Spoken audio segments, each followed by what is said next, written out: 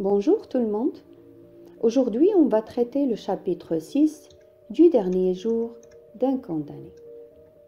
Alors, le condamné est seul dans son cachot à Bicêtre.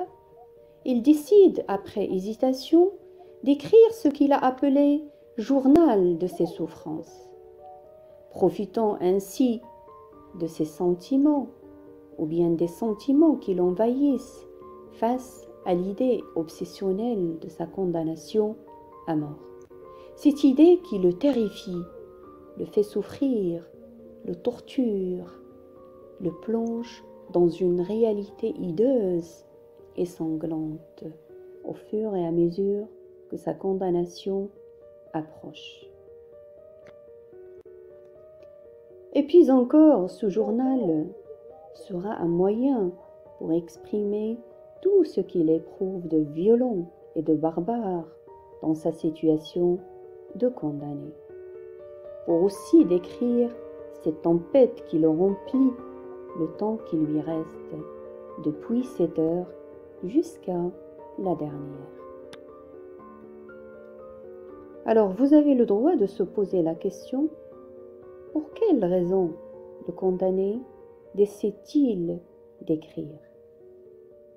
Alors pour lui, l'écriture, tout d'abord, c'est une échappatoire, c'est un moyen de distraction et d'évasion face à cette idée obsessionnelle qui le hante et le torture.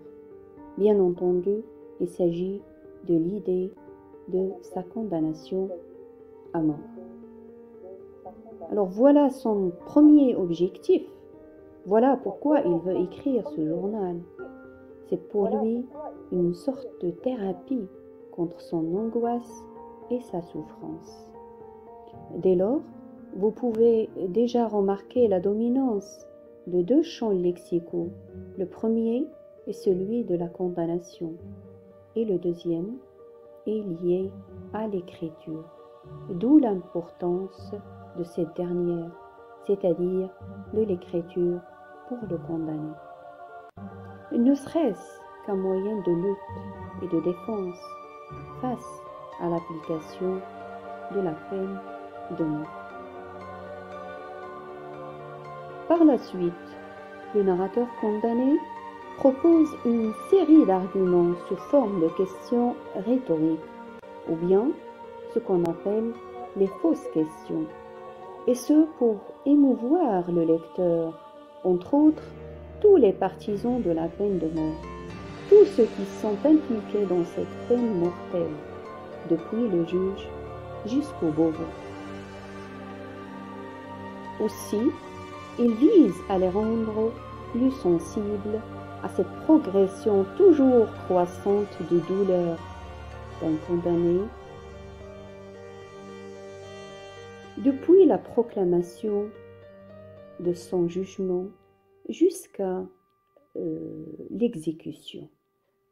Bref, ces séries d'arguments peuvent être considérées telle une description précise de l'état de son esprit, de ses souffrances morales plutôt que physiques. Alors ce journal peut être un enseignement à ceux qui condamnent. Il peut aussi les faire réfléchir, les laisser reculer lorsqu'il s'agit de prononcer froidement un arrêt de mort.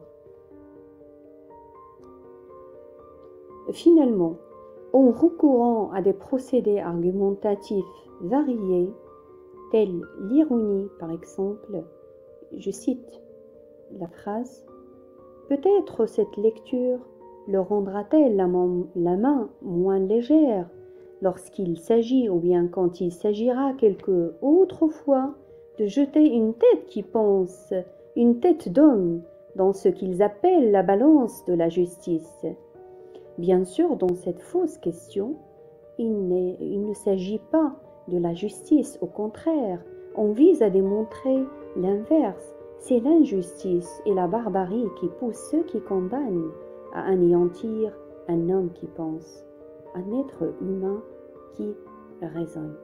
Alors l'ironie ici, c'est une arme très utilisé par Victor Hugo afin de défendre sa thèse. Aussi, remarquons le recours aux registres littéraires variés, tels le pathétique, le polémique, le registre tragique aussi. Alors, par cette variété, on vise toujours à toucher, à convaincre, à persuader le lecteur afin toujours d'abolir ou bien d'aboutir à l'abolition de la peine de mort. Donc le condamné, à travers ce journal, il espère contribuer à changer la loi en faveur de l'abolition de la peine de mort. Donc voilà pour le chapitre 6. Merci de votre attention et à la prochaine.